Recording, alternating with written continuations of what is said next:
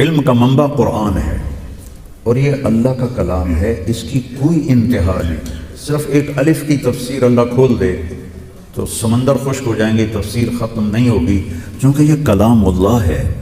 جیسے اللہ اپنی ہر صفت میں لامحدود ہے، لا یحویہ مقام ولا یشتمل علیہ غمام، هو الاول فلیس قبلہ شیء، هو الآخر فلیس بعدہ شیء، هو الظاہر فلیس فوقہ شیء، هو الباطن فلیس دونہ شیء، قبل كل شيء بعد كل شيء فوق كل شيء دون كل شيء وليس كمثله شيء۔ تو یہ تو اللہ کا کلام ہے، اس کی کوئی انتہا نہیں ہے۔ امام رازی نے 30 جلدیں لکھ دی، کوئی 30 کروڑ جلدیں لکھ دے تو بھی اس کے مطالب معانی ختم نہیں ہو سکتے۔ یہ تو جیسے آپ نے وہاں بورڈ لگایا ہوا نا جامعہ امدادیہ، پچھلی دفعہ میں ملنے آیا تھا تو میں آگے ہی نکل گیا، کوئی بورڈ ہی نہیں تھا، تو میں نے کہا آج تو انہوں نے ضرور لگایا ہوگا کیونکہ ان کا اپنا اجتماع ہے، تو واقعی بہت بڑا بورڈ لگا ہوا تھا۔ وہ بورڈ جامعہ امدادیہ نہیں ہے، وہ امدادیہ کا راستہ بتا رہا ہے، قرآن کے الفاظ یہ پتہ بتا رہے ہیں کہاں جانا ہے، وہاں پہنچیں گے تو ہم نے قرآن کو پا لیا، اگر ہم وہاں نہیں پہنچے تو ہم نے کچھ بھی نہیں پایا۔ کمثل الحمار یحمل اسفارا۔ تو اس کے علوم کی کوئی انتہا نہیں۔ ایک حدیث بھی یاد آئی، ابن القیم نے حادی الارواح الی بلاد الافراح میں نقل کی ہے کہ جنت میں ایک مجلس ہوگی جس میں صرف علماء جمع ہوں گے اور کوئی نہیں، اور اللہ ان پر قرآن کے علوم کھولے گا اور وہ اس کا اتنا مزہ لیں گے کہ جنت کی ہر نعمت بھول جائیں گے اس کے معانی میں گم ہو کر۔ اور جب تک جنت قائم ہے یہ محفل لگتی رہے گی، اور جنت ہمیشہ کے لیے قائم ہے، محفل بھی ہمیشہ لگے گی۔ جیسے اللہ کا علم کبھی ختم نہیں ہو سکتا، قرآن کے علوم اور معانی کبھی ختم نہیں ہو سکتے۔ تو بچوں، ہم قرآن کو وہ اہمیت نہیں دیتے اپنے نظام تعلیم میں جو اس کا حق بنتا ہے۔ یہ ضربہ یضرب کی عربی سے سمجھ میں نہیں آئے گا کہ ضربہ۔ مجھ سے یہیں فیصل آباد کا تاجر تھا، کہنے لگا مولانا یہ مدرسوں کے طالب علم یہ غصے والے ہوتے ہیں، انہیں جلدی غصہ آ جاتا ہے بنسبت کالج کے لڑکوں کی۔ میں نے کہا پیارے ان کا بھی قصور نہیں ہے، ان کا پہلا سبق ہے ضرب ضربا ضربو ضربت ضربتا ضربنا ضربتا ضربتما ضربتم ضربتی ضربتما ضربتنا ضربتو ضربنا، 14 دفعہ یہ دہراتے ہیں، ماری جا کٹی جا ماری جا کٹی جا۔ 2 سال یہی پڑھتے رہتے ہیں، ضرب زید ضرب زید ضرب زید عمرا، یعنی ان کو کوئی اچھا صیغہ آج تک نہیں ملا۔ قاری صاحب فرما رہے تھے کہ قرآن و حدیث تو ناقابل تبدیل ہیں، لیکن باقی چیزوں میں تو تبدیلی کی جا سکتی ہے کہ ضرب کی بجائے کوئی اور لے آؤ۔ چلو اکلا ہی لے، مولوی نو کھاونا بڑا چنگا لگتا ہے، اکلا اکلا اکلو اکلت کر دو، ضرب ضرب ضربو ضربت۔ علامہ منفلوطی گزرے ہیں مصر کے، بہت بڑے حسینی سید تھے اور بہت بڑے عربی دان تھے۔ انہوں نے اپنی کتاب میں ایک واقعہ نقل کیا ہے کہ مصر پر جب ترکی کی حکومت تھی تو وہاں ایک گورنر آیا، عثمانی بادشاہوں نے بھیجا داؤد، اس کو عربی پڑھنے کا شوق ہوا تو اس نے ایک عالم کو بلایا کہ مجھے عربی سکھاؤ، تو اس نے اس کو نحو شروع کروائی، تو ضرب زید عمرا، تو وہ تھوڑا خر دماغ تھا، کہنے لگا کیا واقعی زید نے مارا ہے عمر کو؟ کہا نہیں مارا نہیں ہے، ویسے مثال ہے۔ کہا تو تم بادشاہوں کو جھوٹی مثالیں سناتے ہو، اس کو قید کر دو، قید ہو گیا۔ دوسرا آیا، تیسرا آیا، چوتھا آیا، پانچواں آیا، 18 علماء قید ہو گئے۔ ہر ایک کے پاس مثال ہی یہی تھی اور وہ یہی بات پوچھتا، پھر کہتا بادشاہوں کا بھی جھوٹ بولتے ہو۔ پھر اس نے شام سے ایک عالم بلوایا تو وہ تھوڑے سمجھدار نکلے، انہوں نے پوچھا چکر کی یہ جڑا جاندہ قید ہو جاندہ ہے؟ کہا جی یہ زید اور عمر کا چکر ہے۔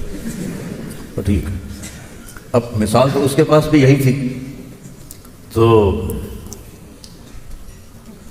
اس نے بھی کہا ضرب زید عمرا، تو اس نے پھر جوش میں کہا کیا واقعی مارا ہے؟ جی بالکل مارا ہے۔ کیا مارا؟ کیوں مارا ہے؟ کیا قصور ہے؟ بڑا بدماش ہے، بڑا بدماش ہے۔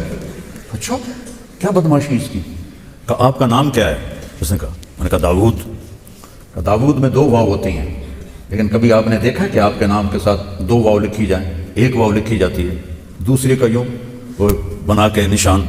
آپ کے نام میں 2 واو ہے اور عمر میں 1 واو ہوتی ہے. اس بدماش نے یہ کیا ہے کہ آپ کے نام کی واو چرا کے اپنے ساتھ لگا لی، عمر بن گیا ہے. اس نے تو آپ کا نام چرا لیا ہے تو اس کے تو ہو ٹھکائی ہونی چاہیے. سکے لتر مارو انہوں. وہ کہنے لگا ہے اچھا تو کسی مولوی نے مجھے یہ تو نہیں بتایا. وہ آپ سے ڈر گئے تھے، میں تو کھلی گل کر دی تھی. کہتے چلو ٹھیک ہے، نانو ہی چھاڑ دیتے تینوں ہی نام دینا. تو جتنی عربی ہم پڑھتے ہیں اس سے قرآن نہیں سمجھ میں آئے گا. اور جس طرح ہم پڑھتے ہیں، جب میں نے جلالین پڑھی تو اس کے ساتھ ہدایہ ثالث تھا جو ویسے ہی دماغ کھا جاتا ہے. عام طور پہ آج کل تو نہ پڑھنے والے کو سمجھ میں آتا نہ پڑھانے والے کو. ہمارے استاد تھے رحمۃ اللہ علیہ، تو زیادہ وقت ان کا تبلیغ میں گزرا اور پھر ان کو مدرسے رحمت میں بٹھا لیا. اب جہاں کہیں اٹکتے وہ کہتے اجتہاد کرو، جو تمہاری سمجھ میں آ جائے وہی ٹھیک ہے، بس وہی ٹھیک ہے. اور پھر اس کے ساتھ مشکات کے 2 سبق، پھر جلالین 2 طرف سے. تو یہ تو قرآن کے ساتھ مذاق ہے.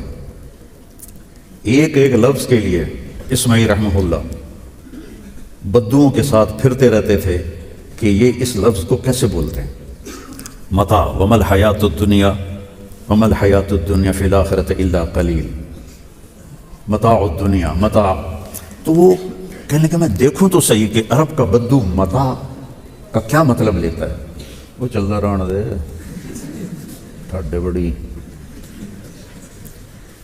تو ایک قبیلے میں پہنچ گئے، 2 مہینے رہے، کوئی بولا ہی نہیں متاع. تو ایک دن خیمے کے باہر بیٹھے تھے اور وہ بدو کی عورت، وہ ہوتی ہے نا ٹاکیاں جس سے برتن صاف کرتے ہیں، ایسے بنا لیتے ہیں گول سا، تو اسے برتن صاف کرتے ہیں. اس میں سے وہ جو گھی لگا ہوتا ہے وہ اتارتی ہیں، وہ کالی پیلی ہو جاتی ہے. تو اس نے وہ صاف کر کے ایسے رکھی تو اس میں گھی کی خوشبو تھی. تو پیچھے سے کتا آیا اور منہ میں ڈال کے چلا گیا. تو وہ کہنے بدو عورت کی زبان سے بے ساختہ نکلا اخذ المتاع ففر. تو اسماعیل کہنے لگے وجدت واللہ، مل گیا مل گیا مل گیا، مطلب مل گیا. اس طرح تحقیق کرتے تھے. ایک لفظ آتا ہے فدمدم علیہم ربہم، یہ قرآن میں 1 دفعہ آیا ہے. فسواہا ولا یخاف عقباہا. 1 سال اس لفظ کے لیے ایک قبیلے کے ساتھ پھرتے رہے. 1 سال، چونکہ قلیل الاستعمال لفظ ہے، رباعی ہے تو بہت کم استعمال ہوتا ہے. 1 سال، تم 1 سال میں ساری جلالین پڑھ لی. میں نے بھی ایسا ہی کیا ہوا ہے. میں کوئی 30 مار خاں کوئی نہیں ہوں، میں نے بھی جلالین ایسے ہی پڑھی ہے. یہ تو بعد میں اپنے ذوق سے جو کچھ اللہ نے دیا اور دیکھا. تو ایک دفعہ دونوں بیٹھے ہوئے تھے خیمے میں اور ہانڈی چولہے پر تھی اور اس پر ڈھکن تھا. تو نیچے سے ہانڈی میں شوربے نے جو جوش مارا نا، تو اس کی بھاپ سے ڈھکن اڑ کے ذرا پرے جا کے گرا. تو بدو نے زور سے آواز لگائی بیوی کو بتانے، دم دمت، ہانڈی دم دمت القدر، لیکن اس نے صرف کہا دم دمت.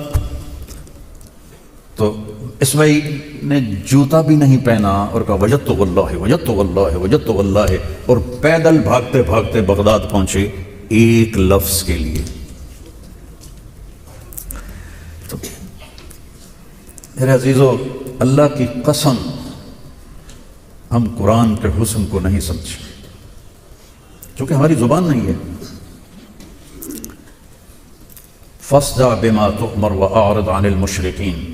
عبید رحمہ اللہ نے یہ آیت تلاوت فرما رہے تھے. ایک بدو قریب سے گزرا اونٹ پر، اس کے کان میں آیت پڑی، وہ نیچے گرا اور سجدے میں چلا گیا. تو وہ کہنے لگے بھائی کیا کر رہے ہو؟ تو سر اٹھا کے کہنے لگا جو تو نے پڑھا ہے نا اس کو سجدہ کر رہا.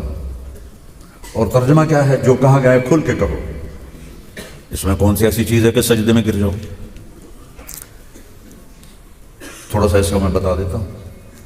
صدع شیشے کے توڑنے کے لیے استعمال ہوتا ہے، کسرہ استعمال نہیں ہوتا.